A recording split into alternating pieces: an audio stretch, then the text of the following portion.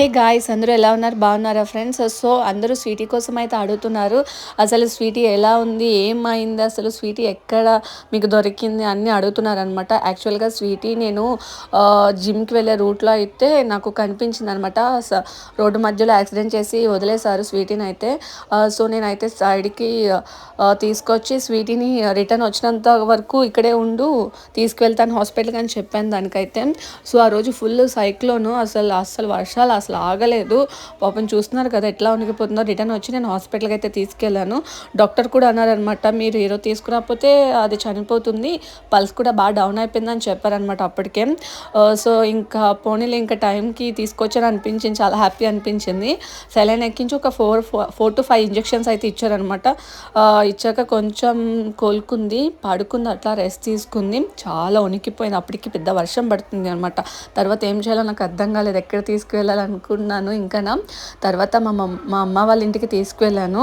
కిందన బాల్కనీ అయితే ఖాళీ ఉందని అక్కడే దాన్ని పెట్టాను అనమాట. పెట్టేసి ఫుడ్ పెట్టాను, మంచిగా తిన్నది. అసలు ఫుల్ ఆకలి అనుకుంటాను, ఏం తినలేదు, బాగా తిన్నది అనమాట. తినేసి మంచిగా పడుకుంది. తర్వాత వచ్చి ఇంకా ఇట్లా పడుకుంటే అవ్వదు, కొంచెం వాక్ చేయాలి నువ్వు అని చెప్పాను స్వీటీకి.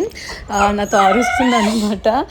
వాక్ చేసి లేవలేకపోతుంది పాపం. వాక్ చేద్దాం అనుకుంటుంది కానీ లేవలేకపోతుంది, ఆ లెగ్ సపోర్ట్ లేదు పాపం దానికి. సో కొంచెంగా స్క్రాచెస్ అయితే ఉన్నాయన్నమాట. ఆ లెగ్ మీద ఎక్కించేసినట్లున్నాడు, బోన్ అనేది సైడ్కి వెళ్ళిపోయింది. సో మీకు వీడియోలో కనిపిస్తుంది లేచినప్పుడు. సో నేనైతే నిలబెట్టాను, తర్వాత అదే వాక్ చేసుకుంది. కుంటుకునే నెమ్మదిగా వాక్ చేసి నెమ్మదిగా అదే వాష్రూమ్కి వెళ్ళి చక్కగా వచ్చేసేది అనమాట. చూసారు కదా లెగ్ ఎట్లా అయిపోయిందో, డౌన్కి అయిపోయింది. చాలా బాధ అనిపించింది అసలు. 2 days అయితే మా ఇంట్లోనే ఉందన్నమాట. తర్వాత ఏం చేయాలి నాకు అర్థం కాలే. నేను ఇక్కడ ఉన్నాను కదా, సో అత్తమ్మ వాళ్ళ ఇంట్లో ఉంటాను కాబట్టి సో దీనికి ఇబ్బంది అయింది. అమ్మ ఒక్కదే చూసుకోలేదు, ఆల్రెడీ ఇంట్లో 2 ఉన్నారు పప్పీస్.